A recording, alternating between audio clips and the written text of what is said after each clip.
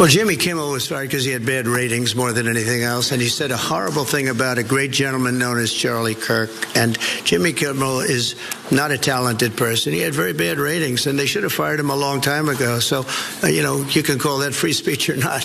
He was fired for lack of talent. Notice how everybody who disagrees or even criticizes the president has zero talent.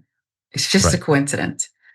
Here's what's going on this morning. That was President Donald Trump stating that comedian Jimmy Kimmel's ratings were actually to blame for the suspension indefinitely of his show, rather than the actions of his own government, as if he had nothing to do with it. And as if that wasn't enough, Kimmel is now being pressured to make a donation to Turning Point USA. We're going to get to that momentarily, but first, we have to rewind a little bit for you. Kimmel came under fire for comments he made on Monday about Charlie Kirk's alleged assassin, the gentleman by the name of Tyler Robinson, who's now in custody, not talking still. We hit some new lows over the weekend with the MAGA gang desperately trying to characterize this kid who murdered Charlie Kirk as anything other than one of them, and doing everything they can to score political points from it. Jimmy Kimmel hosting his show on Monday. So yesterday morning, FCC Commissioner Brendan Carr suggested that Kimmel's comments could lead to consequences from the government. Here is one of his thinly veiled threats. I think that it's really sort of past time that a lot of these licensed broadcasters themselves push back on Comcast and Disney and say, listen, we are going to preempt, we are not going to run Kimmel anymore until you straighten this out, because we licensed broadcaster are running the possibility of fines or license revocation from the FCC if we continue to run content that ends up being a pattern of news distortion. Head of the FCC, the Commissioner Brendan Carr. Now, according to a report from Rolling Stone, those comments absolutely terrified ABC executives. In the hours leading up to the decision to pull Kimmel, two sources familiar with the matter say senior execs at ABC, its owner Disney, and affiliates convened emergency meetings to figure out how to minimize the damage. Multiple execs felt Kimmel had not actually said anything over the line. The two sources say, but the threat of Trump and his administration, retaliation, loomed large. ABC's decision to suspend Kimmel's show came shortly after Nexstar, which owns local television stations, announced it would no longer air the show. And keep in mind that Nexstar, it's all related, you just have to connect the dots, is seeking FCC approval for a multi-billion-dollar merger with Tegna, its smaller rival. They need something from the Trump administration. And Michael, we know that CBS, Paramount, other people who've disagreed or not towed the line, the administration is not going to just greenlight anything. It's quid pro quo oftentimes. Do you believe that Nexstar just independently, without having any intervention, decided that's egregious and we're not going to air Jimmy Kimmel anymore? Or do you think they had a little push behind the scenes? Well, I think both, actually. I think, Nexstar owns News Nation. They are a conservative leaning operation. They are not Fox News, but they certainly lean to the right. And for full disclosure, I worked for News Nation, good people, but the business side is what the business side is. The other part of it is that they were one of the companies rumored when ABC might be spun off by Disney. They're one of the companies that was rumored to be in the market to purchase ABC. And in purchasing ABC, so you have the heads of ABC here, Bob Iger, the head of Disney, Dana Walden. They're the ones that apparently made this decision on Jimmy Kimmel. Well, they also want to make sure that they're not upsetting anybody who might be in the business of buying them. I get it. Business is business. I'm not in it, but I get the people are in it to do well and have sales and make money. But when you hear him say that there's a pattern of news distortion, but Jesse Waters and Sean Hannity don't get called out and they don't get boycotted and taken off the air. This is Jimmy Kimmel, a comedian who is objectively a funny comedian. It's not, just because Donald Trump doesn't find him funny, that he is not the last word clearly on what is funny. So I see so much going on here, so much at play. But the bottom line is it's censorship, right? And we are now protecting the Second Amendment and deciding the first one doesn't matter. Yeah. And if Kimmel is your sense of humor, if you like to laugh, he's off the air indefinitely. I don't know, maybe he'll hit a comedy club. I'll tell you who's laughing big time, okay? Belly laughs, okay? Probably doubled over. Donald Trump. Last night, Trump rejoiced over Kimmel's suspension. Here's what he wrote. Great news for America. The ratings challenge, Jimmy Kimmel Show is canceled. Congratulations to ABC for finally having the courage to do what had to be done. Kimmel has zero talent, worse ratings than even Colbert, if that's possible. That leaves Jimmy and Seth, two total losers on fake news NBC. Their ratings are also horrible. Do it, NBC.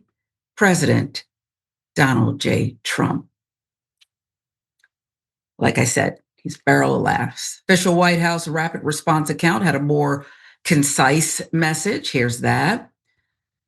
They're doing their viewers a favor. Jimmy is a sick freak. Is this for real? Right. This morning, Carr sat down for an interview with CNBC about Kimmel's suspension.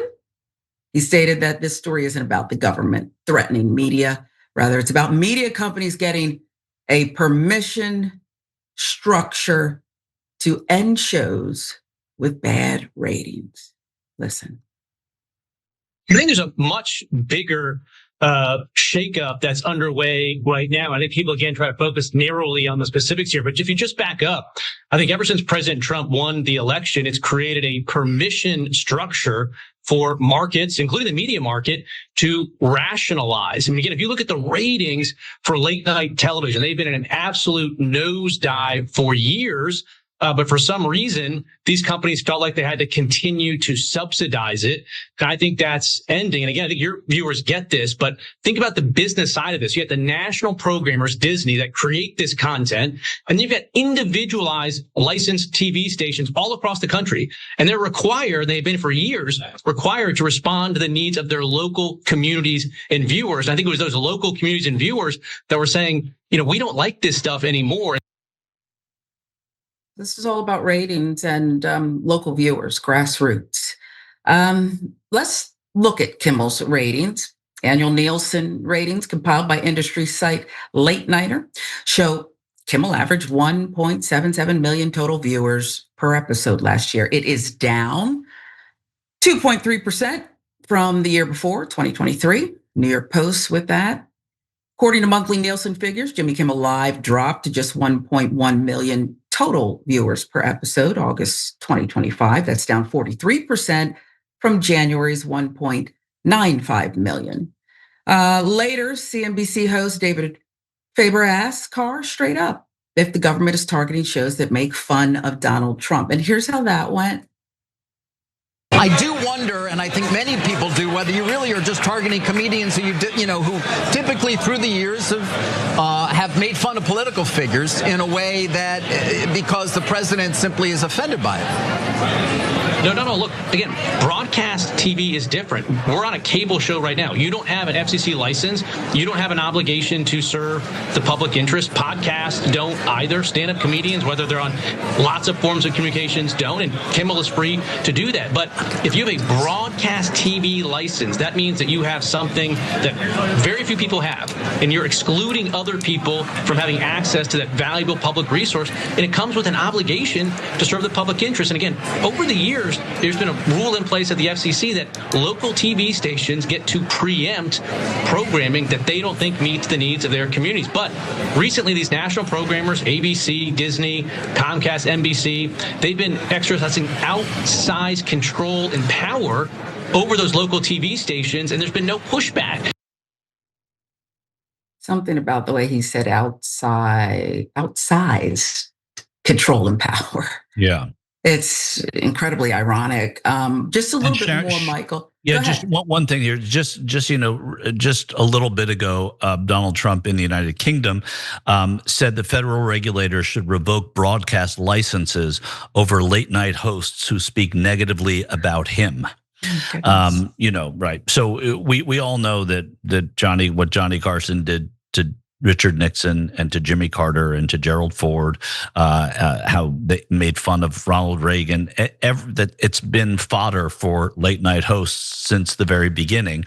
And that's all it is. It's fodder. Yeah. But one person has no sense of humor, and all these other presidents apparently took it tongue in cheek. Maybe they were offended by it, upset by it. Maybe Gerald Ford was upset by Chevy Chase, falling down and coming in and saying live from New York, imitating a stumbling president who, by the way, was the best athlete president we've ever had. So I don't know. This is about Trump, because Trump is saying it's about Trump. It doesn't matter what Brendan Carr says. It matters what Donald Trump says, because that's all that matters to Brendan Carr. Yeah. Sorry. My little sister. We do something, maybe get in the candy jar we weren't supposed to. And she just, can you just keep the story straight? When the parents come asking, and he won't even keep the story straight. Yeah. He's giddy. You won, dude. You don't like Jimmy, and you can't even keep the story straight. The locals did it. Nope. It was about you. Right. There's even more, Michael. CNBC host Jim Cramer brought up the fact that Kimmel, and I think we need to do some kind of check. I want to make sure he's not disappeared. Is he okay? Just off the air. Kimmel's now being pressured to donate to Turning Point USA. Watch what Carr had to say about that. According to the New York Times, late Wednesday, I'm just quoting here, Sinclair, another owner of many local TV stations, said that it would also suspend Mr. Kimmel's program and called on Mr. Kimmel to apologize and make a meaningful personal donation to Mr. Kirk's family and the activist political group Turning Point USA. Do you think that's an appropriate remedy of the situation? I think Sinclair has every right to call for that. Again, Sinclair affiliates with Disney. They take Disney contract. They have a contractual relationship with Disney, and that's between the two of them to figure out, what's going to make sense to make both of them comfortable with the relationship going forward. That's just it. I'm not sure it was just between the two of them, Sinclair and ABC, Disney. Let's end with Trump, who has continued to comment on Kimmel throughout the day. Here's what he said during a press gaggle. Look, he was fired. He had no talent. He's a whack job, but he had no talent. And more importantly than talent, he had no, because a lot of people have no talent, they get ratings. But he had no ratings. His ratings were worse than Colbert, I think. They got rid of Colbert, which was a good thing to do. And look, that's something that should be talked about for licensing too. When you have a network and you have evening shows and all they do is hit Trump. That's all they do. If you go back, I guess they haven't had a conservative on in years or something, somebody said. But when you go back and you take a look, all they do is hit Trump. They're licensed. They're not allowed to do that. They're an arm of the Democrat Party. By the way, how is Gaza doing? That horrific conflict where so many people have died. And Ukraine, Russia, what's going on there? It's ironic that the leader of the free world, who was just with the King of England, who, don't they roast the royal family all the time over there? I think it's ironic that the King of England hasn't tried to, and I mean, listen, the royals and the whole arm that's behind them put out narratives, but no, it's an American free speech president who says you can do anything you want that I tell you. And by the way, you can't criticize me. I mean, it's just, well, I guess it's the new American way, Michael. Well, apparently, and what are they doing now? What are the ABC and Sinclair stations doing tonight? They're putting a 1-hour tribute to Charlie Kirk in place for the hour that would have showed the Jimmy Kimmel Show. Jimmy Kimmel is hysterically funny. I'm not just saying that. I'm saying that because nearly 2 million people at a time where everyone is cutting the cord still tune in to watch Jimmy Kimmel each night. And that is an important and huge number for broadcast television. The president is wrong. Jimmy Kimmel's ratings are superb, considering the climate of television right now and how late night television is not what it was 10, 20, 30 years ago. It just simply is not. And that's okay. That's how things have changed, and people get their entertainment elsewhere and in very divided and less segmented ways. The fact here is that Donald Trump doesn't like being made fun of. He has people who will kowtow to everything he says. And I should say that many presidents do. They just don't have this kind of adherence, nor do they make the kinds of demands that Trump makes. So that's a little different. I mean, presidents surround themselves with yes people, right? All the time. It's why Team of Rivals and talking about Lincoln's cabinet was so unique, because he had people there who were different than he was. But you surround yourself by yes people when you're the president, generally speaking.